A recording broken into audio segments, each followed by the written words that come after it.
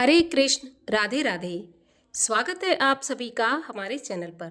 आज के इस वीडियो में आप सुनेंगे कार्तिक मास के महात्म के अध्याय 33, 34 और 35 की कथा, और इसी के साथ कार्तिक मास के महात्म का समापन भी हो जाएगा। तो कथा आरंभ करूं इससे पहले आपसे एक ही अनुरोध है, अगर अभी तक आपने चैनल को सब्सक्राइब नहीं किया है, पहली बार चैनल पर आए हैं तो चैनल को सब्सक्राइब करके बेल आइकन पर क्लिक कर लीजिए, और अगर कथा पसंद आती है तो लाइक करके शेयर भी करिए। तो चलिए शुरू करते हैं आज की कथा।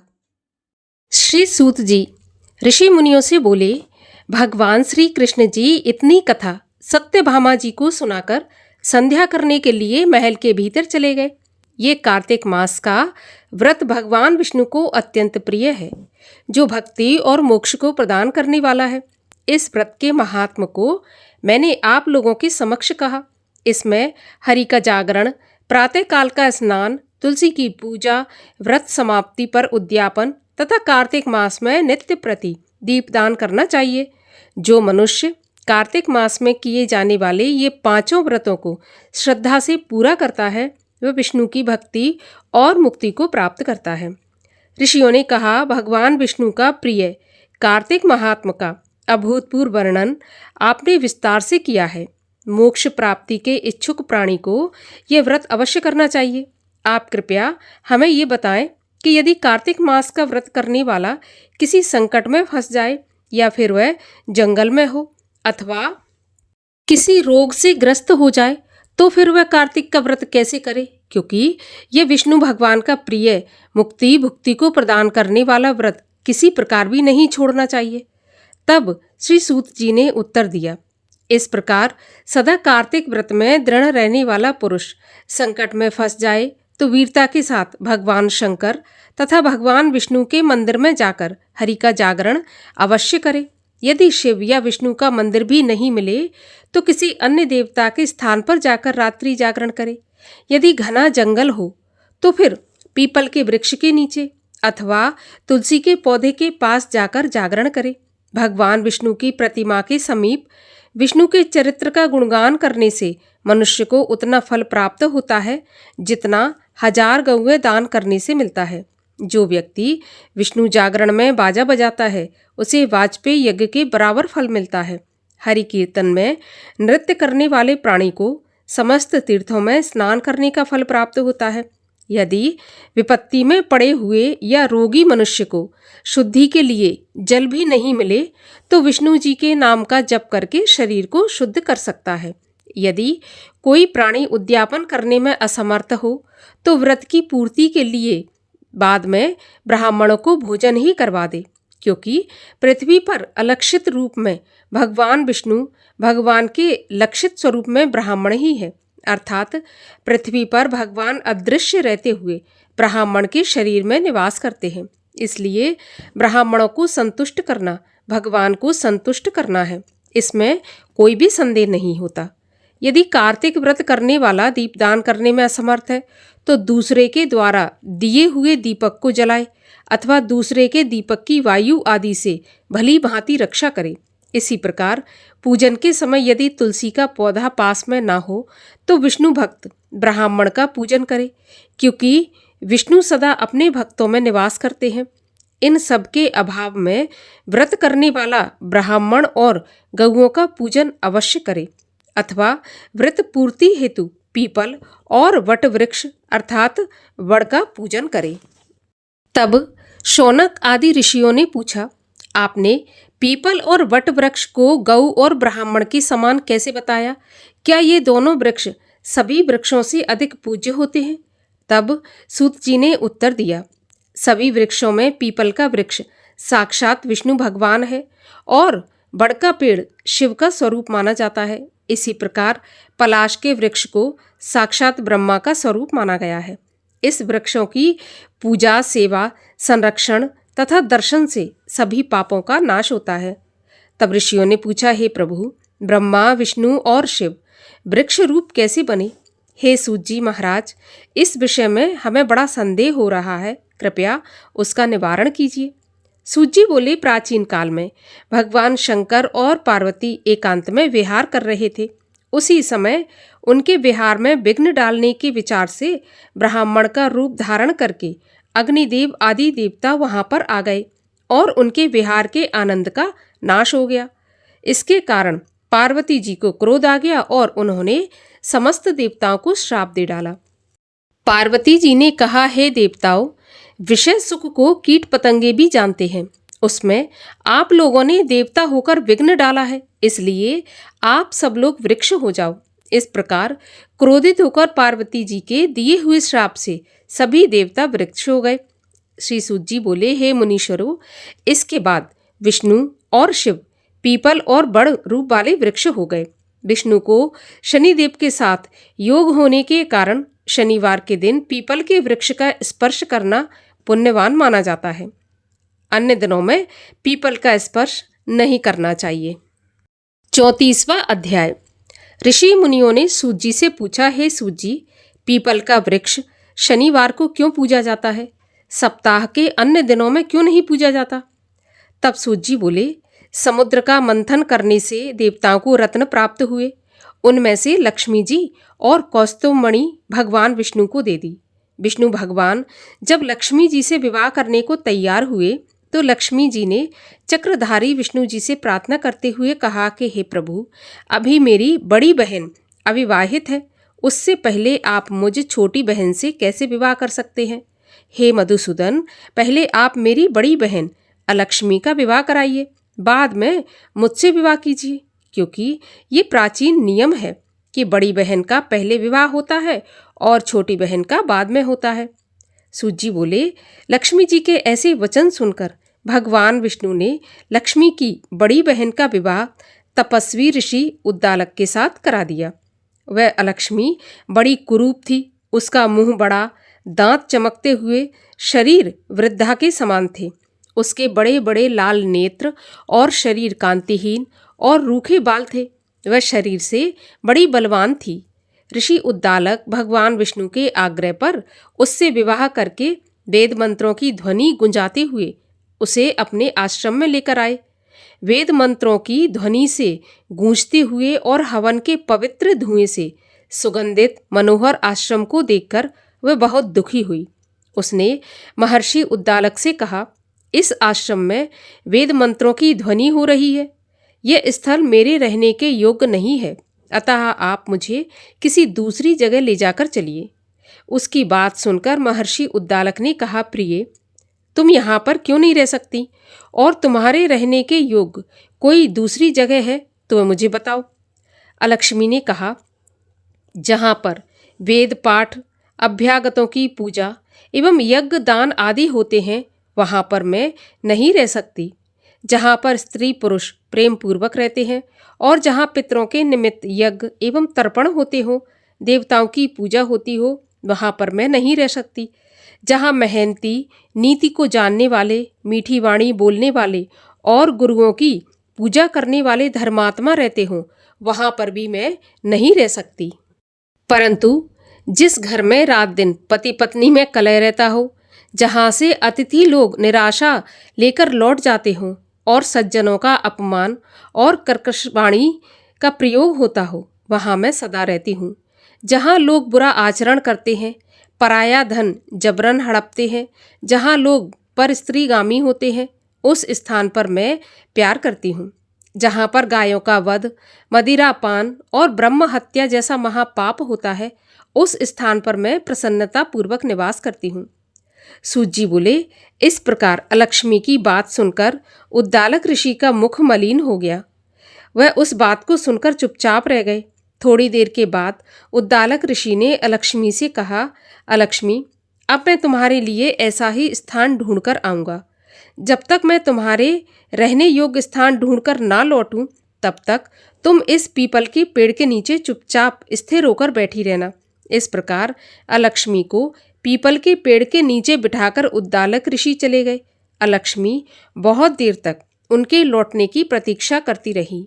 जब बहुत समय तक प्रतीक्षा करने पर भी उद्दालक ऋषि वापस नहीं लौटे, तो स्वयं को पति द्वारा त्यागी हुई जानकर शोक में डूबकर रोने लगी। वैकुंठ लोक में लक्ष्मी जी ने उसका बुरी तरह से रोना सुना तो व्याकुल हो गईं। तब लक्ष्मी जी ने दुखी होकर भगवान विष्णु से प्रार्थना की कि हे प्रभु, मेरी बड़ी बहन अलक्ष्मी पति द्वारा त्यागे जाने से बड़ी दुखी है। हे नाथ, यदि मैं आपकी प्रिय पत्नी हूँ तो आप उसे धीरज बांधने के लिए उसके पास जाइए। लक्ष्मी जी की प्रार्थना सुनकर कृपा सिंधु भगवान विष्णु लक्ष्मी जी के साथ उस पीपल वृक्ष के पास गए जिसके नीचे अलक्ष्मी बैठी रो रही थी। उसको धीरज बंधाते हुए भगवान ने कहा, हे अलक्ष्मी, तुम इसी पीपल की जड़ में निवास करती हुई सदा विराजमान रहो, क्योंकि इस वृक्ष की उत्पत्ति स्वयं मेरे अंश से हुई है। इसमें मेरा निवास रहता है। मैंने तुम्हारे निवास के लिए ये स्थान दिया है। प्रतिवर्ष जो गृहस्थी जन तुम्हारा पूजन करेंगे उन्हीं के घर तुम्हारी छोटी बहन लक्ष्मी जी निवास करेंगी। स्त्रियों को अनेक प्रकार के उपहारों से तुम्हारी पूजा करनी चाहिए। मनुष्यों को चाहिए कि वह पुष्प, धूप, सुगंध आदि पूजन सामग्री से तुम्हारा पूजन करे, जिससे उन पर सदा ही लक्ष्मी जी की कृपा बनी रहे।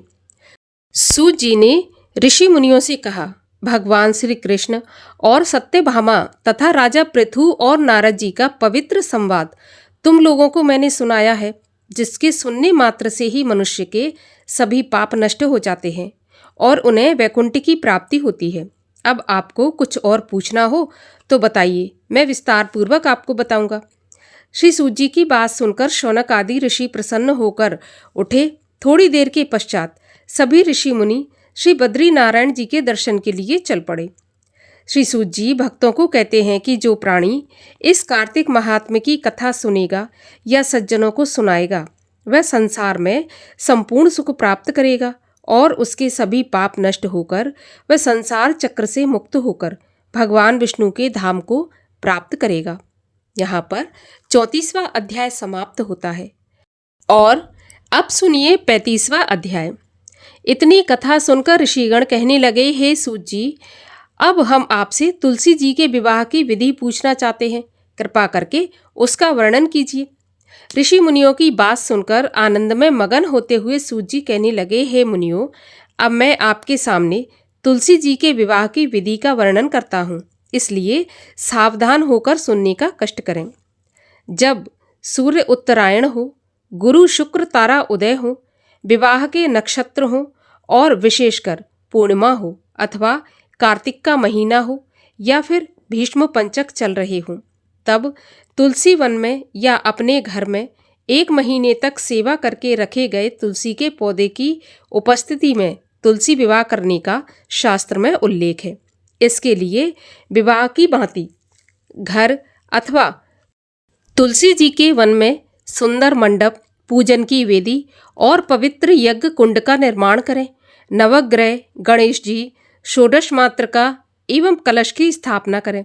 उन मूर्तियों को अलंकार से सजाएं और तुलसी पौधों को भी वस्त्र आदि से सजाएं।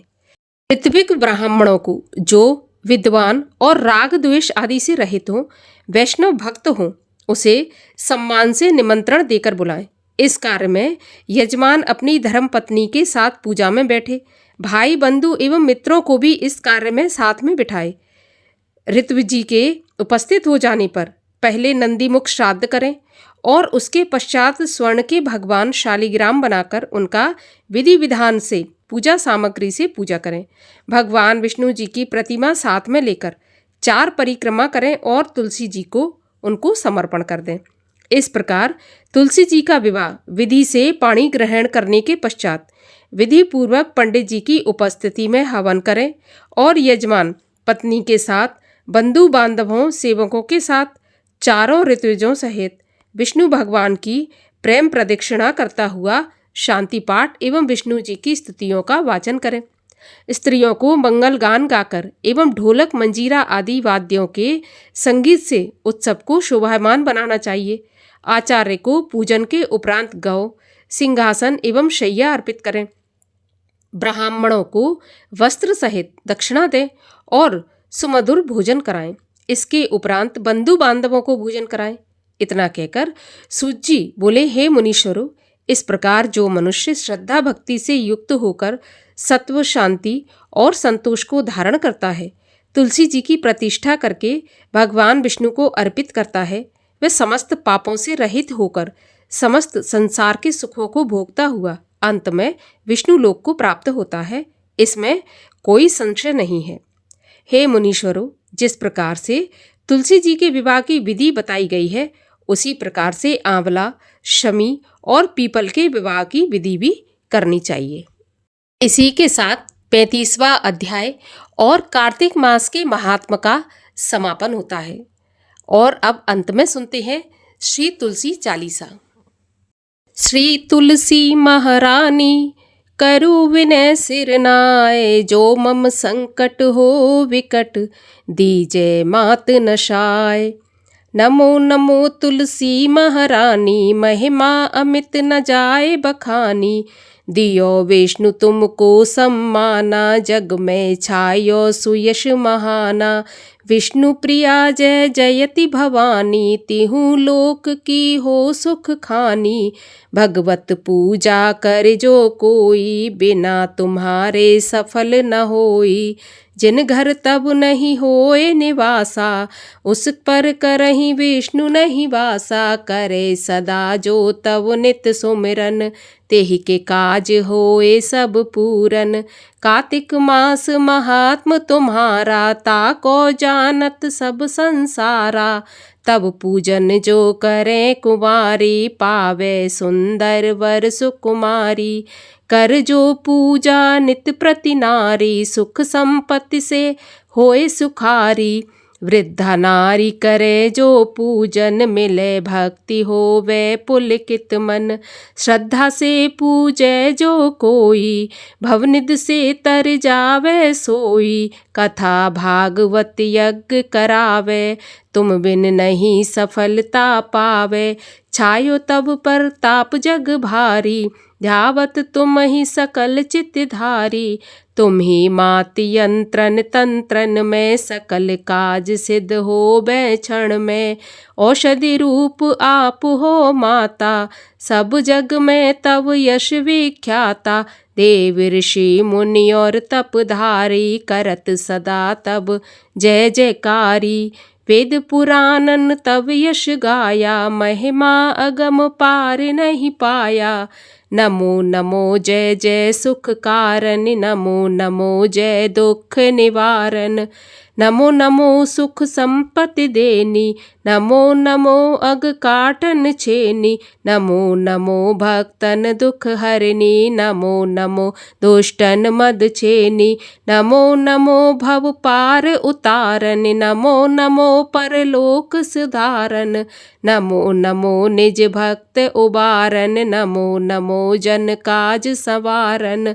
नमो नमो जय कुमत नशावन, नमो नमो सब सुख उपजावन। जयति जयति जय तुलसी माई, ध्याऊं तुमको शीश नवाई। निज जन जान मोह अपनाओ, बिगड़े कारज आप बनाओ। करऊं विनय में मात तुम्हारी, पूरन आशा करहूँ हमारी। चरण शरण कर जोर मनाऊं, निश दिन तेरे ही गुण गाऊं। करहूँ मात अब मोह पर दया, निर्मल होए सकल मम काया। मांगू मात यही वर दीजय, सकल मनोरथ पूर्ण कीजय। जानू जपन मांगू मात यही वर दीजय, सकल मनोरथ पूर्ण कीजय। जानू नहीं कुछ नेम अचारा, क्षमहु मात अपराध हमारा। 12 मास करे जो पूजा, तासम जग में और न दूजा। प्रथम ही गंगा जल मंगवावे, फिर सुंदर स्नान करावे। चंदन अक्षत पुष्प चढ़ावे, धूप दीप नैवेद्य लगावे। करे आचमन गंगा जल से, ध्यान धरे हृदय निर्मल से। पाठ करे फिर चालीसा की, अस्तुत करे मात तुलसा की। एहि विधि पूजा करे हमेशा, ताके तन नहीं रहे कलेशा, करे मास कार्तिक का साधन, सोवे नित पवित्र सिद्ध होई जाई, है ये कथा महासुखदाई, पढ़े सुने सो भव तर जाई।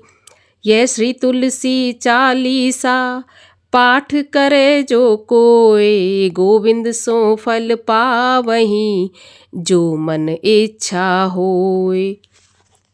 जय जय तुलसी माता, सब जग की हो दाता, सब योगों के ऊपर, सब लोगों के ऊपर, रुज से रक्षा करके भव त्राता। ओम जय तुलसी माता, भट्टपुत्री है श्यामा, सुरवल्ली है ग्राम्या, विष्णु प्रिय जो तुमको सेवे सो तर जाता।